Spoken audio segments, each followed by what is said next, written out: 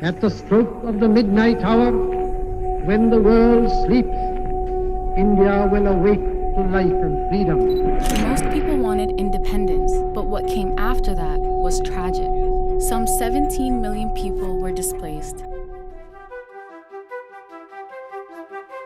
Shri N. Ranga Rao, a simple man from a small town, but with a big dream. सन 1950 में उन्होंने अगरबत्ती को एक बिक्री योग्य घरेलू उत्पादन बना दिया।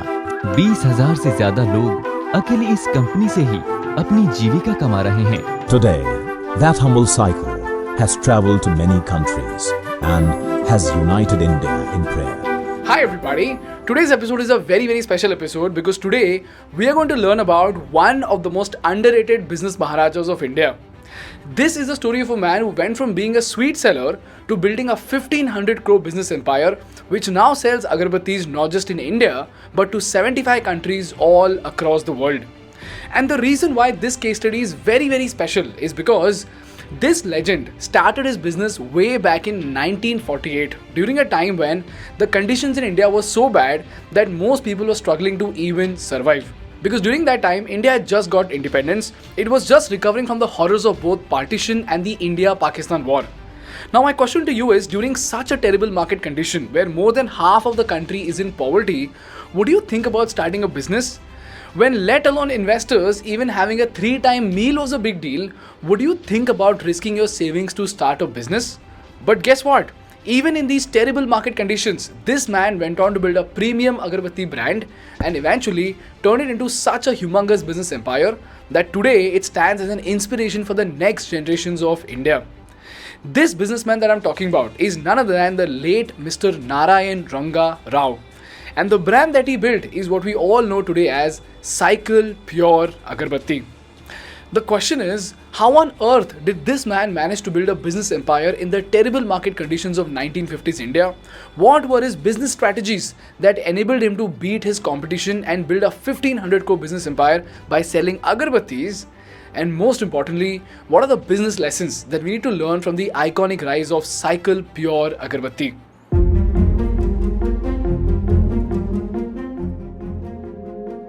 This is a story that dates back to 1948 Mysore. By this time, Raoji was 36 years old, and by this time he had tried multiple jobs and businesses. He used to buy and sell sweets, used to repair timepieces, took tuitions and even learned typing and shorthand. And both these skills were very rare skills during that time. But somehow, Raoji could not find his calling in any of these fields. But this is when Raoji saw a great opportunity with agarbattis. Now the question over here is, out of all the things that he tried, why did he specifically choose agarbattis? Well, first of all, he loved fragrances in general. And the second part of this answer lies in the importance and value of agarbattis in our older generation's life.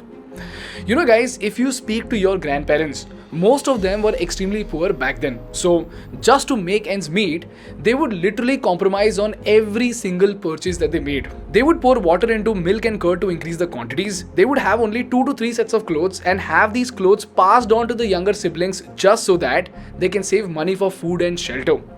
But you know what? In spite of all these compromises, there was one thing that the older generation never ever compromised on, and that was the offering to God. In case of South India, the older generation would never compromise on the coconut, the prasadam and the agarbattis. And while most of us might look at agarbattis as a mere instrument of fragrance, to our older generation, it was an instrument of hope that complemented their prayers. And more specifically in South India, in the evening time, it is the Sandhya Kalam, whereby people pray to Lakshmi, who is the goddess of wealth. And if you remember, our grandparents often scolded us for sleeping in the evening and even insisted on cleaning the house just so that the goddess of wealth can come to our house. And this is when those 2 sticks of agarbattis played a vital role in their culture, not as instruments of fragrance, but as instrument of hope to welcome the goddess of wealth. This is the reason why agarbattis were extremely important and a very big opportunity to start a business with. The best part was that sandalwood, which was the main ingredient for agarbattis, it was very affordable in Mysore back then. And the Maharajas patronized with the making of agarbattis and fine fragrances. And this is when, ladies and gentlemen, Ranga Rao found 3 major gaps in the market. Number one, most of these agarbatti companies were solely focused on the quantity of the incense sticks and not on the quality of the fragrances. And this was the reason why they gave out agarbattis in a pack of 100 with extremely thin and low quality sticks. Secondly, these sticks neither gave out a strong essence of fragrance nor did they burn completely. And they just stopped burning abruptly, so again, you had to get a matchstick and then light them. And lastly, nobody was keen on innovating with different and superior quality fragrances. In fact, these companies were so complacent that these incense sticks were packed in tin containers. So instead of investing money into making better fragrances, they were wasting their money on packaging. This is the reason why Ranga Raoji decided to enter the market with a vision to sell the best incense sticks Mysore had ever seen. And as we often see in case of many successful entrepreneurs, his wife pawned her jewelry to provide the seed fund for his audacious dream. This is how Ranga Rao started his quest to establish a name for itself in the markets of Mysore. And now, most of us would think that what is the big deal with making incense sticks? And this is exactly what I thought too. But guess what? As it turns out, decoding great fragrances is an art that requires a lot of acumen and a lot of experimentation. And it's not like decoding electronics. So, just to give you a context, back in the 1980s, if you wanted to decode an IBM PC, all you had to do was open it up, check the parts, buy the exact same specification of parts and assemble them. That's it. That's all you needed to do to make an IBM clone in the 1980s. And this was the reason why many people, including Michael Dell, became millionaires during that time. But when it comes to fragrances, you have to do all the decoding without even seeing the product. So just with the smell, you have to decode 3 types of notes in a single fragrance. So if it is jasmine, you can't just go to the store and say, give me jasmine flavor ingredients. You have to actually break it down into 3 notes: the top note, the mid note and the base note. In case of a jasmine flavored agarbatti, you need the essence of early morning dew as your top note, you need the rose note as the mid note, and then you need a musky essence as the base note. And once you figure out these notes, you have to find the ingredients and the proportion of these notes that will give you the perfect aroma. And this requires a lot of permutations and combinations. Now the question over here is, no one would reveal these secrets, right? Then the question is, how did Ranga Rao learn all this? Well, as it turns out, there is another crazy story behind it. And like we saw, this is a story that dates back to 1948 to 1950. And during this time, books or information on the knowledge of perfumery was not available in abundance. And most agarbatti manufacturers counted only on forest produce and natural oils. And they knew nothing about aromatic substances. And obviously, every manufacturer had kept this process a secret and would not reveal it to anyone. So you know what Ranga Rao did? He spent 600 rupees and imported 3 volumes of Poucher's books on perfumery. And guess what? He imported them all the way from Germany. And you know what? It took 6 months for him to get these books because back then there was no internet and international shipment was practically a nightmare. But you see, the return on investment from these books was nothing short of extraordinary.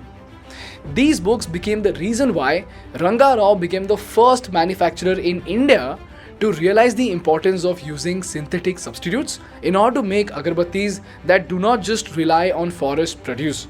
This is how, through a lot of permutation and combinations, Raoji mastered his product.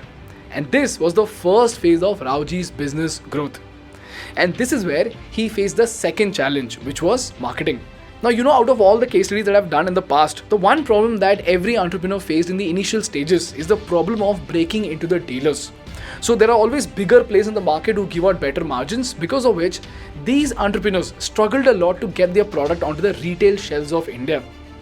But surprisingly, Raoji did not just get accepted in the market easily, but also sold his agarbatti at 3 times the cost of conventional agarbattis, and that too right from the early days itself. While other companies sold a pack of 100 sticks for 1 rupee, our Raoji sold just 30 sticks for the same 1 rupee, and that too without giving extraordinary margins to the dealers. The question is, without a big fat budget, without a name in the market, how is it even possible that somebody can sell a new product at 3 times the cost? And how the hell did the dealers agree to pay this hefty price? Well, as it turns out, Raoji used a genius marketing strategy here. Instead of going to the stores to pitch his product one by one, he simply went to each of these stores during the peak hours, lighted his incense sticks right outside the store and left. That's it. And what happened next was very, very interesting.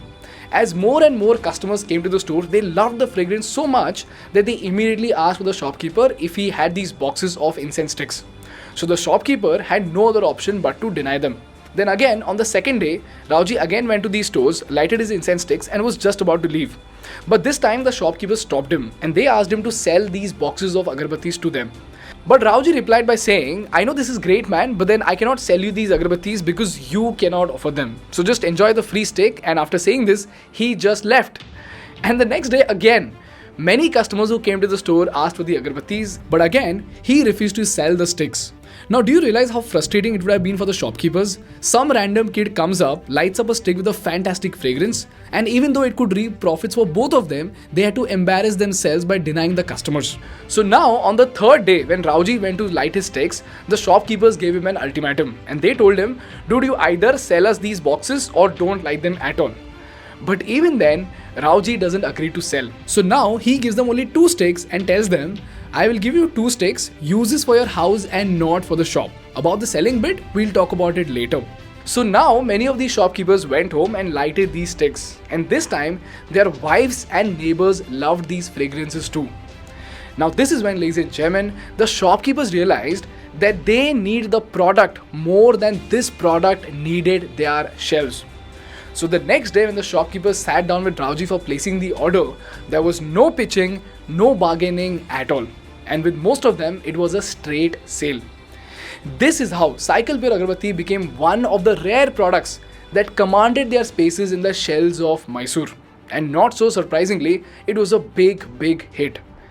Now the question over here is, this is a strategy that could just get you an entry into the market, right? But what about after the competitors started catching up? What did Cycle do special to stay ahead of its competition? Well, the first thing that Rauji did was to inculcate an extraordinary sense of humility and empathy into the second and third generation that came into the business. To tell you about it, the son of Rauji, whose name is Murthy, he took over the business after him and went to France to study the art of perfumery.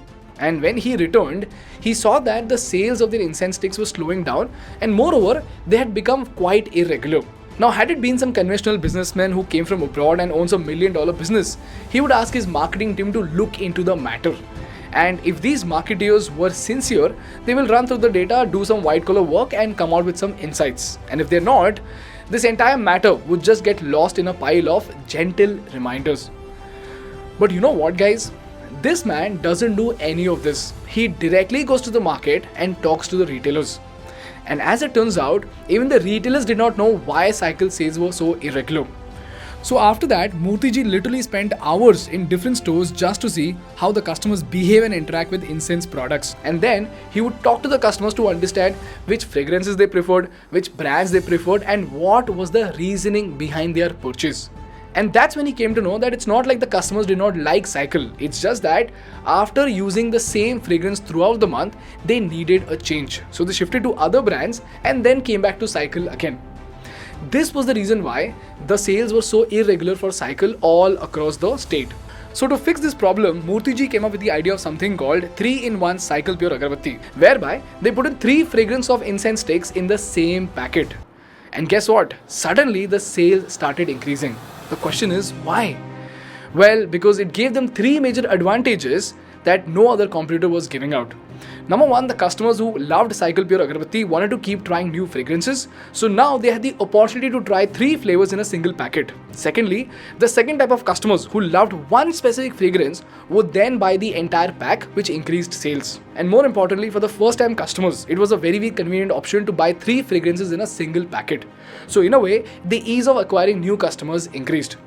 And this product turned out to be such a big hit that even today, that is after more than 40 years, the Cycle Pure 3-in-1 Agarbatti is one of their best selling products in the market, whereby they sold 6 billion sticks in 2021 alone. That is almost 50% of their entire sales volume. And today, almost every successful Agarbatti manufacturer has copied Cycle's 3-in-1 model and they've launched their own duplicate 3-in-1 products in the market. So not so surprisingly, the Cycle brand went one level further and introduced 4 fragrances in a single Agarbatti, which again made it difficult for the competitors to catch up. This is the power of the future CEO himself, spending hours on ground with the customers to try and understand the market. And this acumen again got passed on to the third generation, whereby, while most children were having fun during their summer vacations, the Ranga kids were doing unofficial summer internships at the labs, whereby they would learn the art of perfumery. This was the first barrier of entry for other competitors. The second barrier to entry for Cycle Pure Agarbatti is the huge catalogue of 300 ingredients that they have. Now, if you remember from our jasmine example, just like musk, rose and morning dew, there are 300 ingredients that Cycle Pure has managed to crack and master. So these permutations and combinations enable them to bring such a vast variety of fragrance that it's almost impossible for a newbie or competitors to mimic. So even though the barrier to entry in this industry is very low, even if someone starts selling incense sticks, they may sell conventional flavors like jasmine and rose, but not unique fragrances like Cycle Woods, Heritage, Leah, Flute and Rhythm. This is what makes Cycle an extremely competitive brand not just in India, but even in the international markets. This is the reason why they are going strong in more than 70 countries all across the world. And then, of course, it's the brand value and trust that Cycle has built over the past 75 years by giving products with unique fragrances and sticks that burn non-stop end to end. And today, Rauji's third generation led by Arjun Ranga continues to further his legacy by being in-house perfumers creating original fragrances, by deploying genius marketing strategies like being the first Agarbatti brand to advertise on TV, the first in the industry to associate with cricket, by creating an omni-channel sales network, and by diversifying the product portfolio aggressively and ambitiously.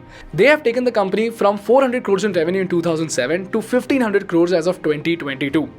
This is how, by finding the appropriate gap in the market through Rauji's genius sales technique with an extraordinary level of dedication towards empathizing with the customer, by passing on the same level of dedication and devotion to the next two generations, Cycle today stands as a 1500 crore business empire with an obsession to sell the best incense sticks the world has ever seen. And last and most importantly, while growing this business empire, the Cycle brand has always made sure to go beyond their limits to empower and benefit the society as a whole. Because at the end of the day, they don't want to be a big company, they want to be a good company first. For example, to promote women empowerment, they have consciously supported 1 lakh women over the past 75 years and currently support 25,000 women at work both directly and indirectly. Similarly, while most companies just give out maternity leaves, Cycle along with maternity leaves even gives out paternity leaves of 21 days for the fathers. On top of that, all direct employees are covered under insurance. And lastly, they are the first Agarbatti company to be certified as a carbon neutral company. This is how, by finding the appropriate gaps in the market through his genius sales strategy with an extraordinary level of dedication towards empathizing with the customers, and by passing the same level of dedication and devotion to the next two generations, Rauji built a 1500 crore business empire by selling the best incense sticks Mysore had ever seen. And this brings us to the most important part of the episode, and that are the business lessons that we need to learn from the incredible rise of Cycle Pure Agarbatti. Lesson number 1. More often than not, we assume that the value of a product is directly proportional to the tangible aspects of the product or the utility of the product. But you see, there are some products in every audience category where the value of the product goes way beyond the tangible aspects because of culture and sentiments.